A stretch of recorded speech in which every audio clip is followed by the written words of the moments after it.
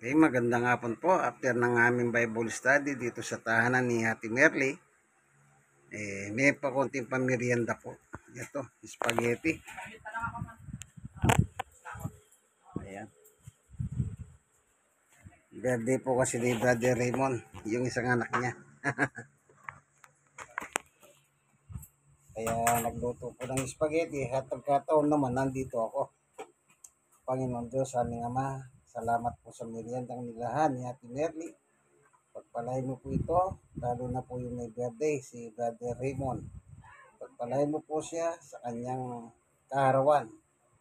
Kalugdan mo siya, O Diyos, pasiyahan mo po ang kanyang kaluluwa. Bless mo po siya sa pangalan ng aming Panginoong Yesus. Amen. Sige, merienda na po tayo. Spaghetti tayo. Nakahabol pa tayo sa pa-spaghetti ni Brother Raymond. Okay.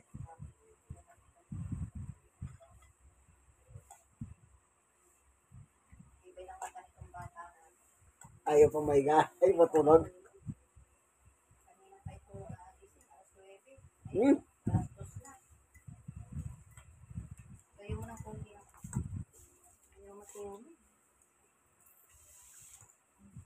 Wala pa sa kondisyon matulog eh.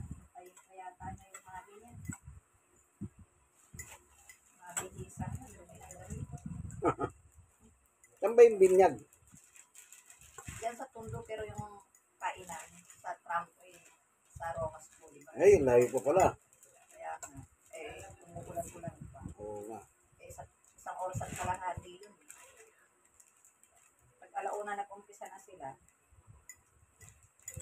ano na?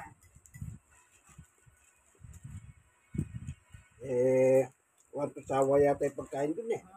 Nandun din kami kagabi. Dahil nga birthday rin niya, tapos yung pinsan ko, magkasabay sila, inilibre kami. Kaya doon kami napunta.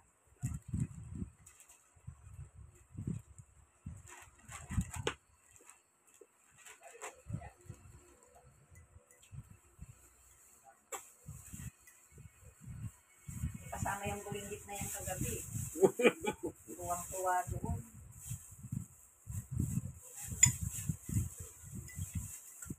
Tuwang-tuwa yung bata na yun. Ikot ng ikot. Magkano nga na doon? Pero doon? So, bali kulang 300. Senior. Siyempre may Discount. Senior. Wanto sawa, no? Tawa, kaya lang nabunsol ako doon sa hindi masarap yung ano nila, yung macaroni, matamis. Hindi ka mukha yung pinakain namin sa Kenny Roger. Masarap yung ano, kaya yun ang hinahabol ko doon, yung macaroni sa Kenny Roger. Yung mga side dish nila doon, masasarap. Kaya lang kukunti, hindi pinta.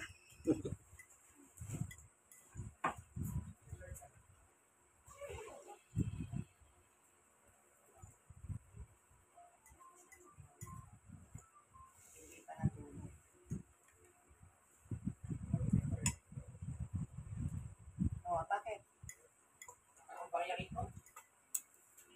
Yan, kumakamali.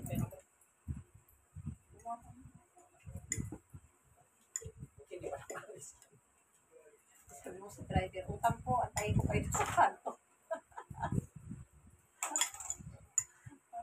Antayin ko kayo sa kanto. Okay.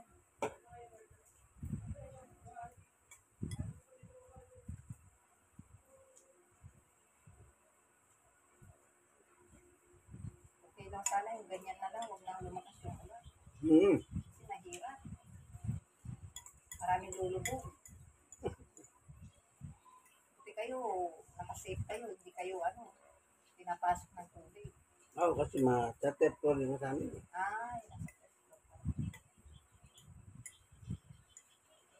Ay, sila din, nakasafe din sila. Nasa piplo. Oo. Sabi ko nga, wala bang iba ka po na mababa? Huwag lang talagang tuloy-tuloy yung ulan. Bumabaha dyan sa labas. Pero hindi naman pumapasok kung dadaan dito sa amin, sa tubo. Dumadaan. Pero hindi pa nangyari yung nagkaroon tuloy ito. Nung araw, nung hindi pa kami nagtaas.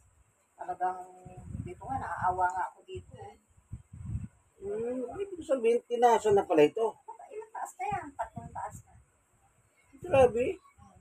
Yung ano na yan, yung bakod na Kasada. yan, tinaasan na rin yan, yung bakod na yan. Kung tutusin yung bakod namin, napakababa na. Dati, tinaasan lang. Para sa kabila din pala, no? Sabi nila, taas na yan. Kaya gusto ko nga nung nagpataas kami, kaya lang pag nagpataas ka talaga ng tulo, bababa ang ano. Mababa kami, di ba? Hanggang dyan ang sabi namin. Hindi kami pwedeng magtaas. Nung nagpatambak ako ito, gusto ko 2 hollow block ang itataas. Kinapos, siyempre yung budget. Binabudget ko rin lang. Kaya nung pinaharangan ko na lang ito para hindi makataas. Ibig sabihin, kaya pala sa tumaas ngayon. Dahil dito pala yung dati. Oo, yan yung dati. Oo, Oo, yan yung pinanggalingan yan. Yung mga na yan. Pinanggalingan ng mga tao. Kaya pala bilang, sabi ba, tataas. Nawala sa isip ko nga pala dati pala sa dito. Ibig sabihin pala, kung magbuwag dito hanggang doon, ang laki pala ng Kasi ipinatong namin sa bigay. Yan, no? Pinatong namin sa biga. Buti marunong naman yung gumagawa. Marunong naman. Taga rito rin. Taga Black Pie. Dating gumawa na ng namin yun, yung lababo dyan sa labas. Saka yung buko.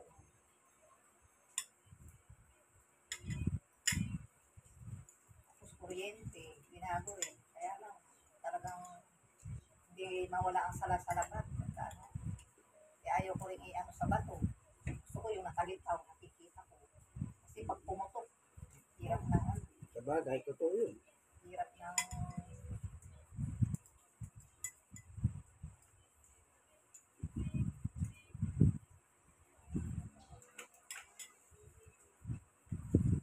bigay talaga ng masama. Hindi pa natin.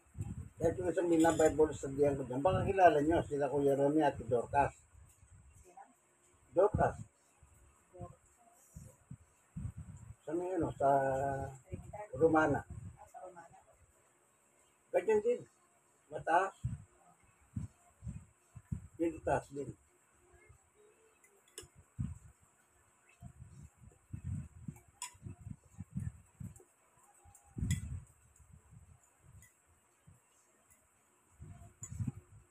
Umabot din kami ng 3 linggo.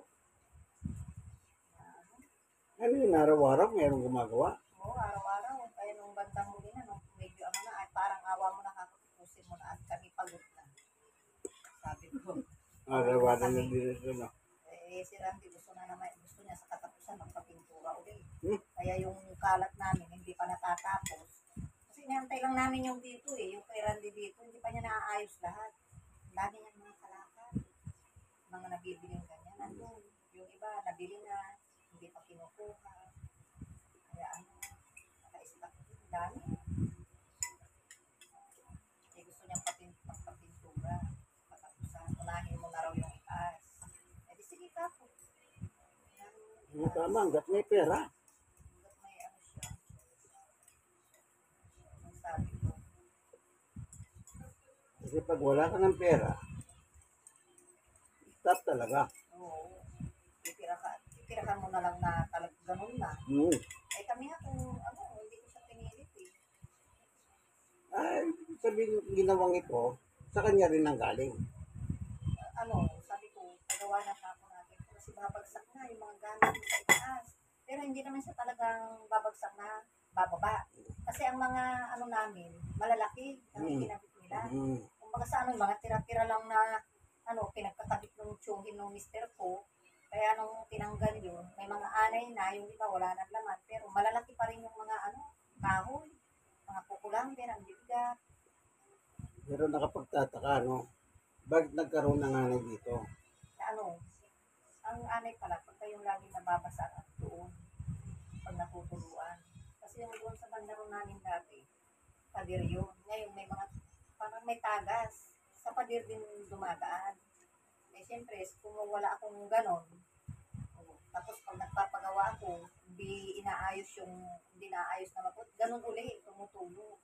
Kaya yun, pinanggalingan mga ano, sa tubig. Tubig din. Okay. Doon din nagmumula yung ano, Kasi, anay. kasi, iniisip ko kasi ito, dagat ito dati. Oo. Paano magkakaroon ng anay yung dagat yun? Maraming Buhangin. kahit yung bahay dyan ang ginagawa sa gilid namin, inanay din yun. Kaya ano, napilitan na rin pinagawa. Saka yung mga bubong, sira-sira na. Kasi doon sa amin sa probinsya, yung bahay namin, may anay. Kasi yung uri ng lupa doon, talaga may anay. Pero dito meron marami rin dito. Kaya nagtataka ko dito naman, dati dagat ito. Siyempre walang anay, buhangin yan eh. Wala na, ano na, natapong-tabunan na. Kaya pala, Kaya alas dos ano daw yung bagyo. lagyan pa nila ng oras. May oras eh. Madaling araw ng linggo, o alas dos. Medyo ulan-ulan ang buong. Tapos hapon naman daw, doon parating. Tapos kinabukasan ng Lunes, maglalak po sa ano. Okay, pagdating daw dito sa atin, may hinana kasi nga mga bundok. Si Sierra Madre, sinasabi. Narangan. Doon daw mag-air yung lakas niya. Kung ano man lakas. Sa kwento, pag dumaan to Sierra Madre, nababawasan yung lakas. Kumbaga. Sige po, ano? Thank you for watching. Very end the time. Binigay na Ate Merly. Ayan po siya. Ayan. Ate Merly. Ayan po siya. Nagpamerienda kasi birthday ng isa niyang anak. God bless us all.